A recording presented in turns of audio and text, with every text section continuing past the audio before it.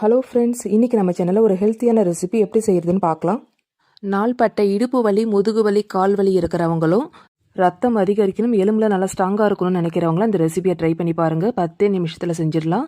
வாங்க இந்த ரெசிபி எப்படி செய்கிறதுன்னு பார்க்கலாம். அதுக்கு ஒரு கப் அளவு கருப்பு உளுந்து எடுத்துருக்கங்க. நம்ம இந்த ரெசிபி கருப்பு உளுந்து தான் செய்யணும். இப்போ கடாயில் சேர்த்து நல்லா வறுத்துக்கலாங்க. நல்லா வாசனை வரணும், நல்லா கலர் மாறணும், அந்த அளவுக்கு நல்லா வறுத்துக்கலாங்க. வெள்ளை உளுந்தோட கருப்பு உளுந்தில் தான் அதிக சத்து இருக்குங்க. அதனால் கருப்பு உளுந்து தான் இந்த ரெசிபி செய்யணும். நல்லா கலர் மாறுற அளவுக்கு நல்லா வறுத்துக்கலாம். பாருங்கள், நல்லா கலர் மாறிடுச்சு. இப்போ நம்ம வறுத்த உளுந்தை ஒரு பிளேட்டுக்கு மாற்றிக்கலாம். இது நல்லா ஆற விட்டுருலாங்க. அடுத்து நம்ம கருப்பு உளுந்து எடுத்த அதே கப்பில் ஒரு கப் அளவு ராகி எடுத்துருக்கோங்க, கேழ்வரகு. நம்ம எந்த கப் அளவு உளுந்து எடுத்தோமோ அதே கப்பில் ஒரு கப் அளவு ராகியை கடாயில் சேர்த்து இதுவும் நல்லா வாசனை வர அளவுக்கு வறுத்துக்கலாங்க. ராகியும் நல்லா வாசனை வர அளவுக்கு வறுத்தாச்சுங்க. இதை ஒரு பிளேட்டுக்கு மாற்றி நல்லா ஆற விட்டுருலாங்க. இப்போ உளுந்தும் ராகியும் நல்லா ஆறட்டும். ஆறின பிறகு தான் நம்ம அரைக்கணும். உளுந்தும் கேழ்வரகும் நல்லா ஆறிடுச்சிங்க. இப்போ இதை ஒரு மிக்ஸி ஜாரில் சேர்த்துக்கலாம்.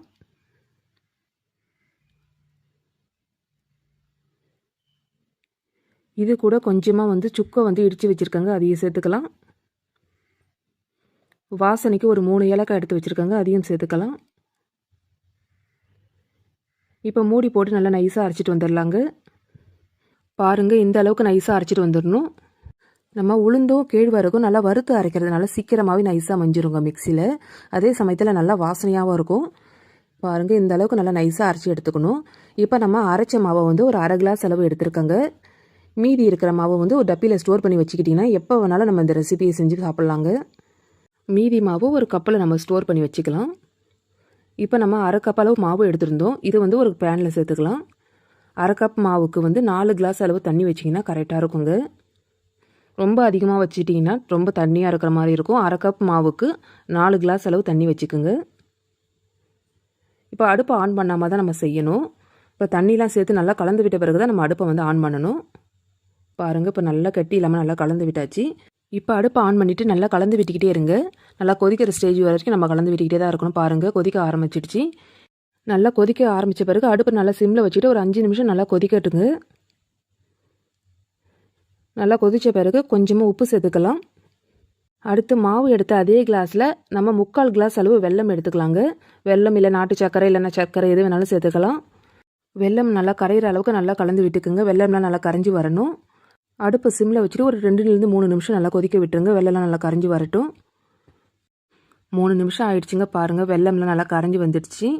இந்த சமயத்தில் அரை கப் அளவு துருவின தேங்காய் எடுத்துருக்காங்க, அதையும் சேர்த்துக்கலாம். தேங்காவை சேர்த்த பிறகு ரொம்ப நேரம் கொதிக்கணும்னு அவசியம் இல்லைங்க. நல்லா கலந்து விட்ட பிறகு அடுப்பு ஆஃப் பண்ணிடுங்க, அவ்வளோதான். இந்த ரெசிபி நாள்பட்ட முதுகு வலி, கால் வலி, இடுப்பு வலி உள்ளவங்க, வயசுக்கு வந்த பெண்கள், எலும்பு நல்லா ஸ்ட்ராங்காக இருக்கணும்னு, ரத்தம் அதிகம் இருக்கணும்னு நினைக்கிறவங்களாம் கண்டிப்பாக டெய்லியுமே எடுத்துக்கோங்க. ரொம்பவே நல்லதுங்க.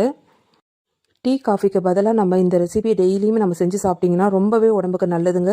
இது குழந்தைங்கலேருந்து பெரியவங்க வரைக்குமே நம்ம சாப்பிட்லாம். ரொம்ப ஹெல்த்தியான ரெசிபிங்க. கண்டிப்பாக இந்த ரெசிபியை செஞ்சு பார்த்துட்டு எனக்கு ஃபீட்பேக்கை கமெண்ட்டில் சொல்லுங்கள்.